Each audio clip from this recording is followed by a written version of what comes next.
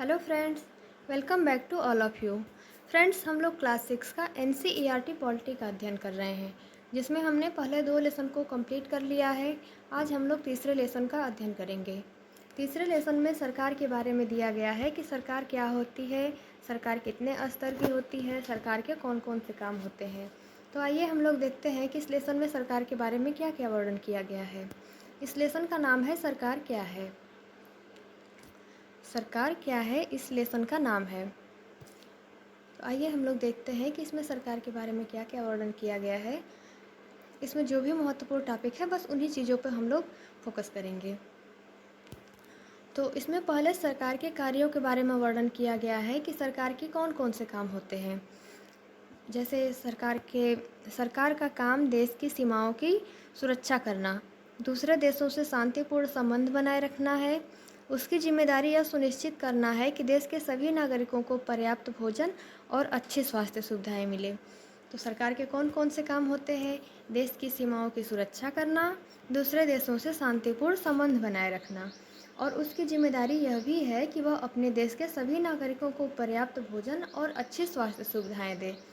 जैसे यहाँ पे सरकार के कार्यों के बारे में पूछा जा सकता है कि देश की सीमाओं की सुरक्षा करना, दूसरे देशों से शांतिपूर्ण संबंध बनाए रखना, ये सारी जिम्मेदारियाँ किसकी होती है? तो ये सब काम सरकार के होते हैं। साथ ही साथ सरकार की यह भी जिम्मेदारी होती है कि वह अपने देश के सभी नागरिकों की ज़रूरतों को पूरा करे। जैसे उनको पर्याप्त भोजन, अच्छी स्वास्थ्य सुविधाएं मिलें, उनको स्वच्छ पर्यावरण का अधिकार हो। ये सारी जिम्मेदारियां जो होती हैं ये सरकार की होती हैं। हमारे संविधान में हम लोगों को जो मूल अधिकार दिए गए हैं उनमें स्वतंत्रता का अधिकार भी दिया गया है, और उसमें अनुच्छेद 21 के तहत ये हम लोगों का मूल अधिकार है कि सरकार अपने देश के प्रत्येक नागरिक को भोजन, अच्छी स्वास्थ्य सुविधा, उनको स्वच्छ पर्यावरण, स्वच्छ जल, ये सभी अधिकार हमारे मूल अधिकार हैं। और ये सब जिम्मेदारियां सरकार की है कि वो अपने नागरिकों की ज़रूरतों को पूरा करे। आगे फिर न्यायालय के बारे में दिया गया है कि न्यायालय भी सरकार का ही अंग है।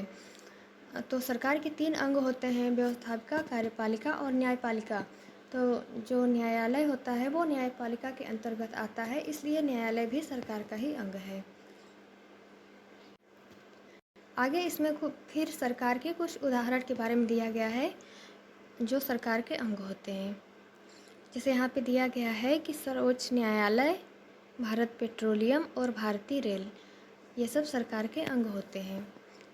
सर्वोच्च न्यायालय तो न्यायपालिका के अंतर्गत आता है, इसको तो सब लोग जानते ही हैं, लेकिन ये भारत पेट्रोलियम और भारतीय रेल, इसको भी ध्यान में रखिएगा कि ये भी सरकार के अंग होते हैं। यहाँ से ये क्वेश्चन पूछा जा सकता है कि भारत पेट्रोलियम और भारतीय रेल किसके अंग होते हैं? तो ये भी सरकार के अंग होते हैं। आगे फिर सरकार के स्तर के बारे में दिया गया है कि सरकार के कितने स्तर होते हैं। जैसा कि भारत का संविधान जो है ये संघात्मक संविधान है, तो यहाँ पे जो शक्तियाँ होती है वे केंद्र में एकीकृत नहीं होती हैं, बल्कि अलग अलग स्तरों पर बटी हुई होती हैं। यह 3 स्तरों पर, भारत में ये 3 स्तरों पर है, जैसे स्थानीय स्तर पर, राज्य के स्तर पर एवं राष्ट्रीय स्तर पर। तो भारत में जो शासन व्यवस्था होती है, जो शासन प्रणाली, वो एकीकृत नहीं है, बल्कि ये अलग अलग अलग स्तरों पर विभाजित है। जैसे स्थानीय स्तर का मतलब होता है गांव या शहर या मोहल्ले से, जैसे ग्राम पंचायत हो गया या फिर नगर पालिका, नगर पंचायत, तो ये सब स्थानीय स्तर पर कार्य करते हैं। और राज्य स्तर का मतलब है जिसमें पूरे राज्य को ध्यान में रखा जाता है, जैसे कि मुख्यमंत्री हो गए, राज्यपाल हो गए, ये लोग राज्य के स्तर पर शासन करते हैं। वे अपने राज्य के अंतर्गत आने वाले पूरे नागरिकों पर शासन करते हैं। और राष्ट्रीय स्तर का मतलब है कि एक देश का संबंध जितने भी नागरिकों से होता है उन पर वो शासन करते हैं। एक देश के अंतर्गत आने वाले सब प्रत्येक नागरिक पर वे शासन करते हैं। जैसे भारत में जितने भी नागरिक हैं या फिर भारत में जितने भी लोग रह रहे हैं उनके ऊपर जो सरकार शासन करती है, तो उसको राष्ट्रीय स्तर की सरकार कहा जाएगा।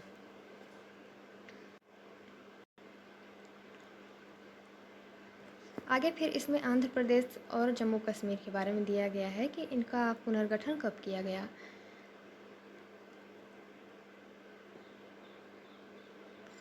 जैसे आंध्र प्रदेश के बारे में दिया गया है कि आंध्र प्रदेश राज्य के पुनर्गठन के बाद 2 जून 2014 को तेलंगाना भारत का 29वां राज्य बना। तो यहाँ पे ये क्वेश्चन पूछा जा सकता है कि आंध्र प्रदेश राज्य के पुनर्गठन के बाद तेलंगाना को नया राज्य कब बनाया गया? तो 2 जून 2014 को बनाया गया। और ये तेलंगाना भारत के किस नंबर का राज्य बना था? तो ये 29वें नंबर का राज्य बना था। जैसा कि आंध्र प्रदेश भाषा के आधार पर पुनर्गठित होने वाला पहला राज्य था, जिसका गठन 1953 में हुआ था। और फिर उसके बाद 2 जून 2014 को आंध्र प्रदेश को फिर से विभाजित करके तेलंगाना को नया राज्य बनाया गया। उसके बाद फिर जम्मू कश्मीर के बारे में दिया गया है। जम्मू कश्मीर पहले एक राज्य था, अब इसको विभाजित करके 2 अलग अलग केंद्र शासित प्रदेश बना दिया गया है। तो वहीं इसमें दिया है कि जम्मू कश्मीर को विभाजित करके कब 2 केंद्र शासित प्रदेश बनाया गया? तो जम्मू कश्मीर का विभाजन 31 अक्टूबर 2019 को किया गया। 31 अक्टूबर 2019 को जम्मू कश्मीर राज्य 2 अलग अलग केंद्र शासित प्रदेशों में बांटा गया, जम्मू कश्मीर और लद्दाख। यहाँ पे पहले अलग संविधान था, अलग झंडा था। यहाँ पे जो भी लोग रह रहे थे उनका शासन भारत की शासन प्रणाली से अलग था और ये एक राज्य था, तो इसको पुनर्गठित करके 2 केंद्र शासित प्रदेशों में बांट दिया गया है, जम्मू कश्मीर और लद्दाख। और इसका पुनर्गठन 31 अक्टूबर 2019 को किया गया है। उसके बाद फिर इसमें सरकार एवं कानून के बारे में दिया गया है कि सरकार क्या होती है, कानूनों का निर्माण कौन कौन करता है। तो जो कानून का निर्माण होता है वो सरकार करती है और साथ ही साथ वह कानून का निर्माण करने के साथ साथ वह कानून को पालन भी करवाती है। जैसे इसमें दिया है कि उदाहरण दिया है कि गाड़ी चलाने वाले के पास लाइसेंस होना चाहिए। अगर कोई बिना लाइसेंस के गाड़ी चलाते हुए पकड़ा जाता है तो उसको जेल की सज़ा भी काटनी पड़ सकती है या फिर उसको जुर्माना भरना पड़ता है। तो सरकार केवल कानून ही नहीं बनाती है बल्कि उसको पालन भी करवाती है। और सरकार जो कार्यवाही कर सकती है उसके अलावा अगर लोगों को लगे कि कानून का ढंग से पालन नहीं हो रहा है तो वे भी कुछ कदम उठा सकते हैं। जैसे भारत के नागरिक या फिर देश के नागरिक जो होते हैं उनके साथ कोई भेदभाव किया जाता है तो वे न्यायालय जा सकते हैं और अपने अधिकारों का दावा कर सकते हैं कि कानून का पालन नहीं हो रहा है। जैसे यहाँ पे लिखा है कि यह दावा कर सकती हैं कि कानून का पालन नहीं हो रहा है। यहाँ पे जो फीमेल होता है, फीमेल होती हैं उनको ज़्यादा प्रेफरेंस दिया गया है। जो भी इसमें लिखा गया है वो फीमेल को ध्यान में रख कर लिखा गया है।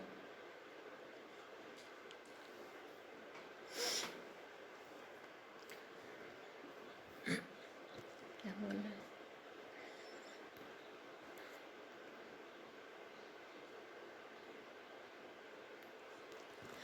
आगे फिर इसमें सरकार के प्रकार के बारे में दिया गया है कि सरकार के कितने प्रकार के होते हैं।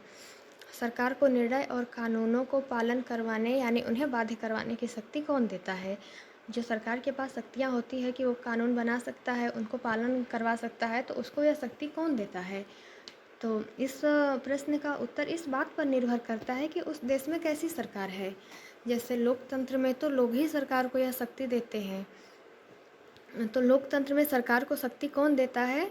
लोकतंत्र में सरकार को शक्ति वहाँ की जनता देती है और लोग ऐसा चुनाव के माध्यम से करते हैं। चुनाव के माध्यम से इसलिए करते हैं कि वो जो मौजूदा शासक है अगर उससे संतुष्ट हैं तब तो अगले चुनाव में वो उसको वोट देते हैं। अगर वो उससे संतुष्ट नहीं है तो अगले चुनाव में वो हार जाते हैं और जो उनको पसंद आता है दूसरे शासक को वो चुनाव में जिताते हैं। तो इस तरह से लोकतंत्र में जो सरकार की शक्ति होती है वह जनता पर निर्भर करती है। वो जनता ही सरकार को शक्ति देती है। वे अपनी पसंद के नेता को वोट देकर चुनते हैं। एक बार चुन लिए जाने के बाद यही लोग सरकार बनाते हैं। और आगे दिया है कि लोकतंत्र में सरकार को अपने निर्णयों एवं उठाए गए कदमों का आधार बताना होता है और सफाई देनी होती है। जो लोकतंत्र में सरकार होती है वो जो भी निर्णय लेती है उसके बारे में उसको जनता को बताना होता है कि आखिर उसने ऐसा निर्णय क्यों लिया है और उसको अपनी सफाई देनी होती है। फिर आगे इसमें दूसरे तरह की सरकार के बारे में बताता है जिसे राजतंत्र कहा जाता है। तो राजतंत्र शासन प्रणाली क्या होती है? जैसे इसमें राजा या रानी के पास सरकार चलाने की शक्ति होती है। इसमें जो भी निर्णय लिए जाते हैं वो राजा या रानी के पास होता है। इसमें सलाहकारों का एक छोटा-सा समूह होता है, जिससे वह विभिन्न मुद्दों पर चर्चा कर सकता है। जो राजा या रानी होते हैं, ये जो उनका सलाहकार समूह होता है, वे उस पे निर्णय मुद्दों पर चर्चा कर सकते हैं। लेकिन जो निर्णय होता है, अंतिम निर्णय, वो सरकार जो राजा होते हैं, उनके पास होता है। जिस तरह से लोकतंत्र में जो भी सरकार कार्य करती है, उसको अपना आधार बताना पड़ता है कि वो ऐसा निर्णय क्यों लिया है। और इसमें जो राजतंत्र होता है, लोकतंत्र के समान राजतंत्र में राजा या रानी को अपने निर्णय का आधार नहीं बताना पड़ता है कि वो ऐसा निर्णय क्यों ले रही है। वह स्वतंत्र होती है, वह कोई भी निर्णय ले सकती है। तो यहाँ पे सरकार के बारे में, सरकार का जो प्रकार था वो 2 प्रकार की होती है, जैसे लोकतंत्र और राजतंत्र। यहाँ इसके बारे में दिया गया है कि सरकार के कितने प्रकार होते हैं। आगे फिर यहाँ पर लोकतांत्रिक सरकार के बारे में दिया गया है कि लोकतांत्रिक सरकार क्या होती है। जैसे इसमें दिया है कि भारत एक लोकतंत्र है। इस लोकतांत्रिक व्यवस्था को पाने के लिए हमने लंबी लड़ाइयाँ लड़ी हैं। संसार में और भी कई देश हैं जहाँ लोगों ने लोकतंत्र के लिए संघर्ष किए हैं। अब यहाँ पे यह महत्वपूर्ण टॉपिक है कि लोकतंत्र की मुख्य बात यह है कि लोगों के पास अपने नेता को चुनने की शक्ति होती है। तो जो लोकतंत्र होता है, वहाँ पे जो वहाँ की जनता होती है, उसके पास अपने शासक को चुनने की शक्ति होती है। इसलिए एक अर्थ में लोकतंत्र लोगों का ही शासन होता है। जैसे अब्राहम लिंकन, जो एक फेमस वहाँ के अमेरिका के राष्ट्रपति रहे हैं, उन्होंने जो लोकतंत्र की परिभाषा दिया है वह बहुत ही महत्वपूर्ण है कि लोकतंत्र लोगों का, लोगों के द्वारा और लोगों के लिए ही शासन व्यवस्था है। तो यह परिभाषा बहुत ही महत्वपूर्ण है। फिर लोकतंत्र में मूलभूत विचार यह है कि लोग नियमों को बनाने में भागीदार बनकर खुद ही शासन करें। अब यहाँ पे यह महत्वपूर्ण टॉपिक है कि आज के समय में लोकतांत्रिक सरकार को प्रायः प्रतिनिधि लोकतंत्र कहते हैं। जो आज की सरकार है, उसको प्रतिनिधि लोकतंत्र कहते हैं। प्रतिनिधि लोकतंत्र क्यों कहते हैं? क्योंकि प्रतिनिधि लोकतंत्र में जो लोग होते हैं वे सीधे चुनाव में भाग नहीं लेते हैं, बल्कि चुनाव की प्रक्रिया के द्वारा अपने प्रतिनिधि को चुनते हैं। जो प्रतिनिधि सरकार होती है, उसमें जो लोग होते हैं वो प्रत्यक्ष रूप से तो सरकार को नहीं चुनते हैं। जैसे चुनाव होता है जैसे लोकसभा का चुनाव होता है, तो लोग सांसदों को चुन करके संसद में भेजते हैं और ये जो लोग होते हैं यही सरकार बनाते हैं। और जैसे राज्य में चुनाव होता है तो लोग विधायकों को चुन करके राज्य विधानमंडल में भेजते हैं और जो ये राज्य विधानमंडल के सदस्य जो भी चुनकर जाते हैं, इन्हीं लोगों के मुखिया को मुख्यमंत्री बनाया जाता है। तो जो प्रधानमंत्री और मुख्यमंत्री का जो चुनाव होता है, यह प्रत्यक्ष रूप से नहीं होता है बल्कि अप्रत्यक्ष होता है। उसी को प्रतिनिधि लोकतंत्र कहा जाता है। ये प्रतिनिधि मिलकर सारी जनता के लिए निर्णय लेते हैं। तो ये जो प्रतिनिधि होते हैं, जो संसद में या फिर राज्य विधानमंडलों में बैठे होते हैं, यही लोग सारी जनता के लिए निर्णय लेते हैं। जो कानून बनाने का कार्य होता है, ये इन्हीं लोगों का कार्य होता है।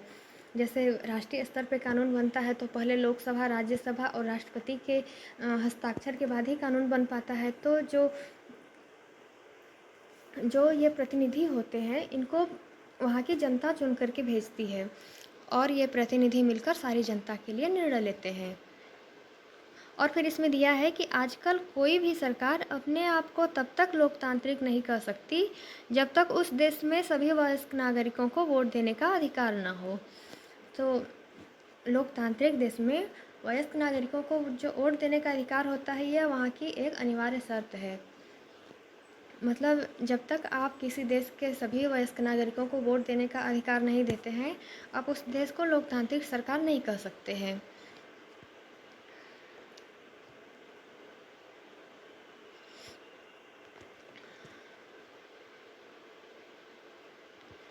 आगे फिर इसमें बताता है कि अपने शुरुआती दौर में सरकारें केवल उन्हीं पुरुषों को वोट देने देती थी जो पढ़े लिखे थे और जिनके पास अपनी संपत्ति होती थी।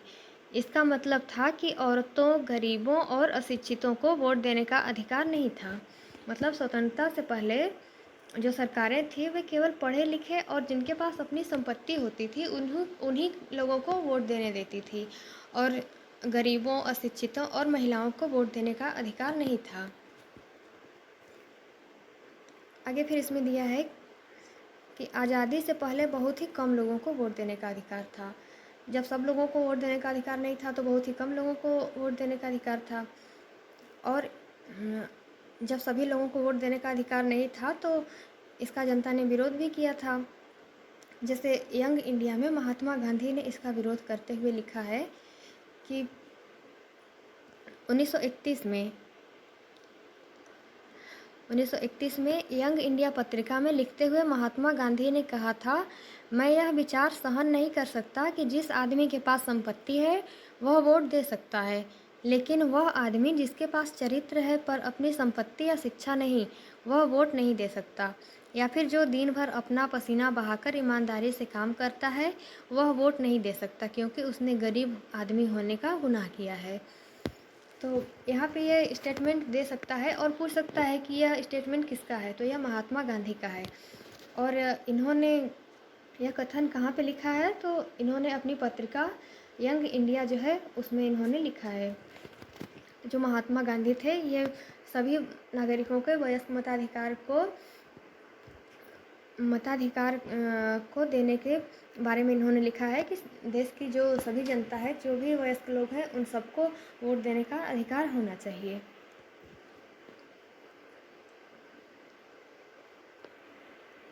आगे फिर इसमें लिखा है कि संसार में कहीं भी सरकारों ने अपनी स्वेच्छा से अपनी शक्ति लोगों के साथ नहीं बांटी है। पूरे यूरोप और अमेरिका, जो कि विकसित देश कहे जाते हैं, में महिलाओं और गरीबों को सरकार के कार्यों में भागीदारी के लिए संघर्ष करना पड़ा।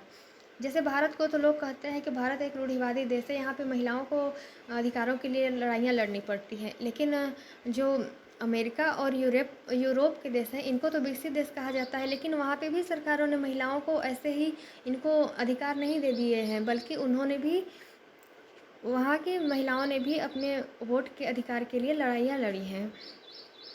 तो वही चीज़ इसमें दिया है कि महिलाओं द्वारा मताधिकार के लिए किए गए संघर्ष ने प्रथम विश्व युद्ध के दौरान और मजबूती पकड़ी। इस आंदोलन को महिला मताधिकार आंदोलन कहते हैं। जैसे यहाँ पे यह क्वेश्चन पूछा जा सकता है कि महिलाओं द्वारा मताधिकार के लिए जो संघर्ष किया गया था यह कब मजबूती पकड़ी, तो यह प्रथम विश्व युद्ध के दौरान मजबूती पकड़ी थी, और इस आंदोलन को महिला मताधिकार आंदोलन कहते हैं, और अंग्रेजी में इसे सफ़्रेज मूवमेंट कहते हैं। जैसे यहाँ पे यह क्वेश्चन पूछा जा सकता है कि सफ़्रेज मूवमेंट का क्या मतलब होता है, तो सफ़्रेज मूवमेंट का मतलब होता है वोट देने का अधिकार। सफ़्रेज मूवमेंट का संबंध वोट देने के अधिकार से होता है।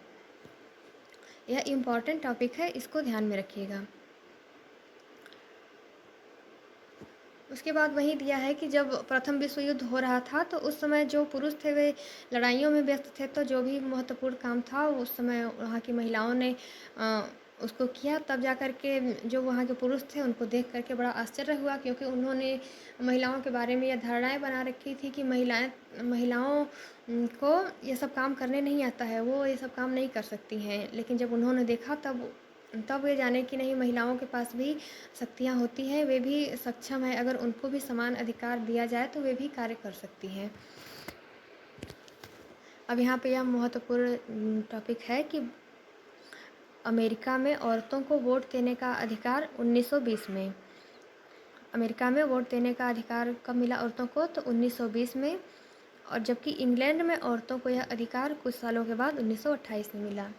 यह महत्वपूर्ण बिंदु है, इसको आप लोग ध्यान में रखिएगा कि अमेरिका में औरतों को वोट देने का अधिकार कब मिला, तो अमेरिका में औरतों को वोट देने का अधिकार 1920 में, और इंग्लैंड में औरतों को यह अधिकार कब मिला, तो 1928 में मिला था।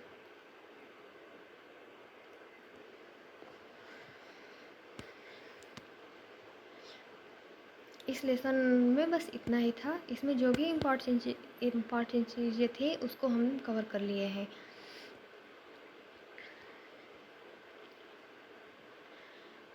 अगले लेसन को हम लोग नेक्स्ट वीडियो में कवर करेंगे।